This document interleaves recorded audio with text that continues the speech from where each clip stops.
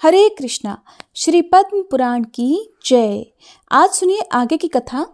जब कार्तिकेय जी ने पूछा कि पिताजी, जब आंवले के फल का भक्षण करने मात्र से प्रेत पुण्यात्मा होकर स्वर्ग को चले गए, तब मनुष्य आदि जितने प्राणी हैं वे भी आंवला खाने से क्यों नहीं तुरंत स्वर्ग में चले जाते। तब महादेव जी ने कहा कि बेटा, स्वर्ग की प्राप्ति तो उन्हें भी होती है, किंतु तुरंत ऐसा न होने में एक कारण है। उनका ज्ञान लुप्त रहता है। वे अपने हित और अहित की बात नहीं जानते, इसलिए आंवले के महत्व में उनकी श्रद्धा नहीं होती। जिस घर की मालकिन सहज ही काबू में न आने वाली, पवित्रता और संयम से रहित, गुरुजनों द्वारा निकाली हुई और दुराचारिणी होती है, वहां प्रेत रहा करते हैं। जो कुल और जाति से नीच, बल और उत्साह से रहित, बहरे, दुर्बल और दीन हैं, वे कर्मजनित पिशाच हैं। जो माता पिता, गुरु और देवताओं की निंदा करते हैं, पाखंडी और वाम मार्गी हैं। जो गले में फांसी लगाकर, पानी में डूबकर, तलवार या छुरा भोंककर या जहर खाकर आत्मघात कर लेते हैं, वे प्रेत होने के बाद इस लोक में चांडाल आदि योनियों के अंदर जन्म ग्रहण करते हैं। जो माता पिता आदि से द्रोह करते, ध्यान और अध्ययन से दूर रहते हैं, व्रत और देव पूजा नहीं करते, मंत्र और स्नान से हीन रहकर गुरु पत्नी गमन में प्रवृत्त होते हैं, और जो दुर्गति में पड़ी हुई चांडाल आदि की स्त्रियों से समागम करते हैं, वे भी प्रेत होते हैं। इसलिए आंवला खाकर जो उसके रस से स्नान करते हैं, वे सब पापों से मुक्त होकर अंत में विष्णु लोक को जाते हैं। इसलिए सब प्रकार से प्रयत्न करके तुम आंवले के कल्याणमय फल का सेवन करो। कार्तिकेय, जो इस पवित्र और मंगलमय उपाख्यान का प्रतिदिन श्रवण करता है, वह सभी पापों से शुद्ध होकर भगवान श्री विष्णु के लोक में सम्मानित होता है। जो सदा ही लोगों में, विशेषतः वैष्णवों में, आंवले के महात्म्य का श्रवण कराता है, वह भगवान श्री विष्णु के सायुज्य को प्राप्त होता है, ऐसा पौराणिकों का कहना है।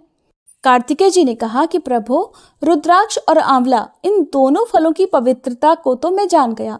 अब मैं ये सुनना चाहता हूँ कि कौन सा ऐसा वृक्ष है जिसका पत्ता और फूल भी मोक्ष प्रदान करने वाला है। तब महादेव जी बोले कि बेटा, सब प्रकार के पत्तों और पुष्पों की अपेक्षा तुलसी ही श्रेष्ठ मानी गई है।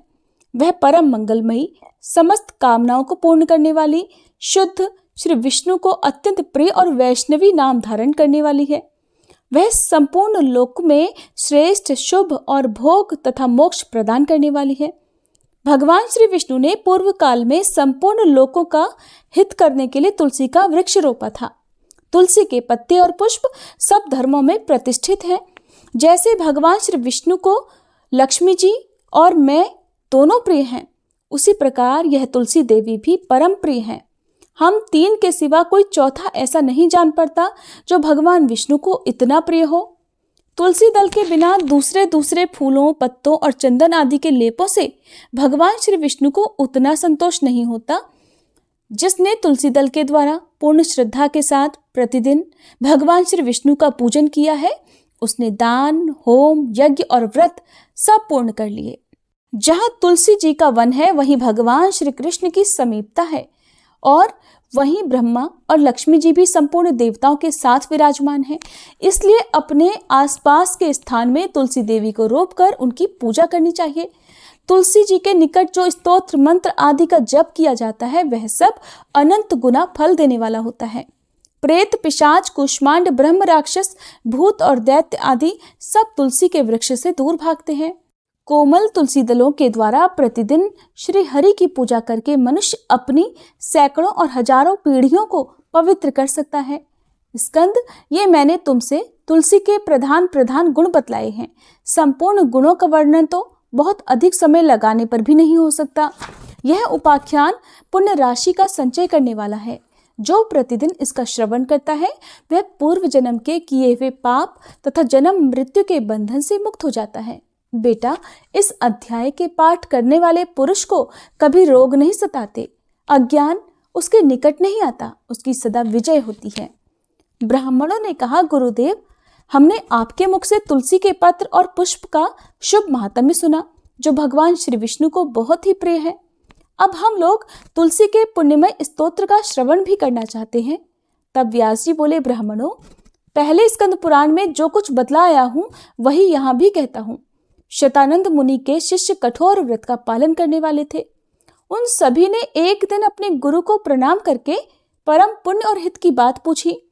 शिष्यों ने कहा, नाथ, ब्रह्मवेत्ताओं में श्रेष्ठ, आपने पूर्व काल में ब्रह्मा जी के मुख से तुलसी जी के जिस स्तोत्र का श्रवण किया था उसको हम भी आपसे सुनना चाहते हैं।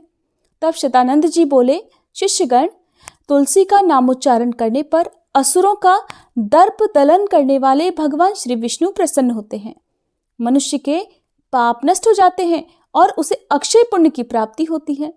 जिसके दर्शन मात्र से करोड़ों गोदान का फल प्राप्त होता है, उस तुलसी का वंदन और पूजन लोग क्यों ना करें। कलयुग के संसार में वे मनुष्य धन्य हैं जिनके घर में शालिग्राम शिला का पूजन संपन्न करने के लिए प्रतिदिन तुलसी का वृक्ष भूतल पर लहलहाता रहता है। जो कलयुग में भगवान श्री केशव की पूजा के लिए पृथ्वी पर तुलसी का वृक्ष लगाते हैं, उन पर यदि यमराज अपने किंकरों सहित रुष्ट हो जाएं, तो भी वे उनका क्या कर सकते हैं। हे तुलसी, आप अमृत से उत्पन्न हो और केशव को सदा ही प्रिय हो। कल्याणी, मैं भगवान की पूजा के लिए आपके पत्तों को चुनता हूँ। आप मेरे लिए वरदायिनी बनो। आपके श्री अंगों से उत्पन्न होने वाले पत्रों और मंजरियों द्वारा मैं सदा ही जिस प्रकार श्री हरि का पूजन कर सकूं, वैसा उपाय करो। पवित्रांगी तुलसी, आप कलिमल का नाश करने वाली हो। इस भाव के मंत्रों से जो तुलसी दलों को चुनकर उनसे भगवान वासुदेव का पूजन करता है, उसकी पूजा का करोड़ों गुना फल होता है। देवेश्वरी, बड़े बड़े देवता भी आपके प्रभाव का गायन करते हैं।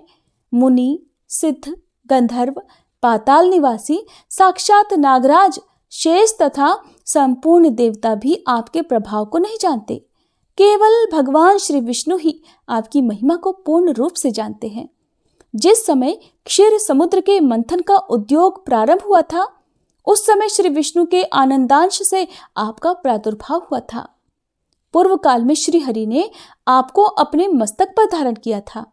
देवी, उस समय श्री विष्णु के शरीर का संपर्क पाकर आप परम पवित्र हो गई थी। हे तुलसी, मैं आपको प्रणाम करता हूँ। आपके श्री अंग से उत्पन्न पत्रों द्वारा जिस प्रकार श्री हरि की पूजा कर सकूं, ऐसी कृपा करो जिससे मैं निर्विघ्नता पूर्वक परम गति को प्राप्त हूँ। साक्षात श्री कृष्ण ने आपको गोमती तट पर लगाया और बढ़ाया था। वृंदावन में विचरते समय उन्होंने संपूर्ण जगत और गोपियों के हित के लिए तुलसी का सेवन किया। जगत प्रिय तुलसी, पूर्व काल में वशिष्ठ जी के कथनानुसार श्री रामचंद्र जी ने भी राक्षसों का वध करने के उद्देश्य से सरयू के तट पर आपको लगाया था। हे तुलसी देवी, मैं आपको प्रणाम करता हूँ। श्री रामचंद्र जी से वियोग हो जाने पर अशोक वाटिका में रहते हुए जनक किशोरी सीता जी ने आपका ही ध्यान किया था, जिससे उन्हें पुनः अपने प्रेतम का समागम प्राप्त हुआ। पूर्व काल में हिमालय पर्वत पर भगवान शंकर की प्राप्ति के लिए पार्वती देवी ने आपको लगाया और अपनी अभीष्ट सिद्धि के लिए आपका सेवन किया था। तुलसी देवी, मैं आपको नमस्कार करता हूँ। संपूर्ण देवांगनाओं और किन्नरों ने भी दुस्वप्न का नाश करने के लिए नंदन वन में आपका ही सेवन किया था। देवी, आपको मेरा नमस्कार है। धर्मारण्य गया में साक्षात पितरों ने तुलसी का सेवन किया था। दंडकारण्य में भगवान श्री रामचंद्र जी ने अपने हित साधन की इच्छा से परम पवित्र तुलसी का वृक्ष लगाया और लक्ष्मण और सीता जी ने भी बड़ी भक्ति के साथ उसे पोसा था। जिस प्रकार शास्त्रों में गंगा जी को त्रिभुवन व्यापिनी कहा गया है, उसी प्रकार तुलसी देवी भी संपूर्ण चराचर जगत में दृष्टिगोचर होती हैं। तुलसी का ग्रहण करके मनुष्य पातकों से मुक्त हो जाता है। और तो और मुनीश्वरों, तुलसी के सेवन से ब्रह्म हत्या भी दूर हो जाती है। तुलसी के पत्ते से टपकता हुआ जल जो अपने मस्तक पर धारण करता है, उसे गंगा स्नान और 10 गोदान का फल मिलता है। देवी, मुझ पर प्रसन्न हो। देवेश्वरी, हरिप्रिय, मुझ पर प्रसन्न हो जाओ। क्षीर सागर के मंथन से प्रकट हुई तुलसी देवी, मैं आपको प्रणाम करता हूँ। द्वादशी की रात्रि में जागरण करके जो इस तुलसी स्तोत्र का पाठ करता है, भगवान श्री विष्णु उसके 32 अपराध क्षमा कर देते हैं। बाल्यावस्था, कुमारावस्था, जवानी और बुढ़ापे में जितने पाप किए होते हैं वे सब तुलसी स्तोत्र के पाठ से नष्ट हो जाते हैं। तुलसी के स्तोत्र से संतुष्ट होकर भगवान सुख और अभ्युदय प्रदान करते हैं। जिस घर में तुलसी का स्तोत्र लिखा हुआ विद्यमान रहता है उसका कभी अशुभ नहीं होता, उसका सब कुछ मंगलमय होता है, किंचित भी अमंगल नहीं होता, उसके लिए सदा सुकाल रहता है, वह घर प्रचुर धन धान्य से भरा रहता है। तुलसी स्तोत्र का पाठ करने वाले मनुष्य के हृदय में भगवान श्री विष्णु के प्रति अविचल भक्ति होती है और उसका वैष्णवों से कभी वियोग नहीं होता। इतना ही नहीं, उसकी बुद्धि कभी अधर्म में प्रवृत्त नहीं होती। जो द्वादशी की रात्रि में जागरण करके तुलसी स्तोत्र का पाठ करता है उसे करोड़ों तीर्थों के सेवन का फल प्राप्त होता है। पुलत्स्य जी कहते हैं, भीष्म, इसके बाद एक दिन व्यास जी के शिष्य महामुनि संजय ने अपने गुरुदेव को प्रणाम करके प्रश्न किया। संजय ने पूछा, गुरुदेव, आप मुझे देवताओं के पूजन का सुनिश्चित क्रम बतलाइए। प्रतिदिन की पूजा में सबसे पहले किसका पूजन करना चाहिए? व्यास जी बोले, संजय, विघ्नों को दूर करने के लिए सर्वप्रथम गणेश जी की पूजा करनी चाहिए। पार्वती देवी ने पूर्व काल में भगवान शंकर जी के संयोग से कार्तिकेय और गणेश नाम के 2 पुत्रों को जन्म दिया। उन दोनों को देखकर देवताओं को पार्वती जी पर बड़ी श्रद्धा हुई और उन्होंने अमृत से तैयार किया हुआ एक दिव्य मोदक पार्वती जी के हाथ में दिया। मोदक देखकर वे दोनों बालक माता से मांगने लगे। तब पार्वती देवी विस्मित होकर पुत्रों से बोली, मैं पहले इसके गुणों का वर्णन करती हूँ, तुम दोनों सावधान होकर सुनो। इस मोदक के सूंघने मात्र से अमृतत्व प्राप्त होता है। जो इसे सूंघता या खाता है वह संपूर्ण शास्त्रों का मर्मज्ञ, सब तंत्रों में प्रवीण, लेखक, चित्रकार, विद्वान, ज्ञान विज्ञान के तत्व को जानने वाला और सर्वज्ञ होता है।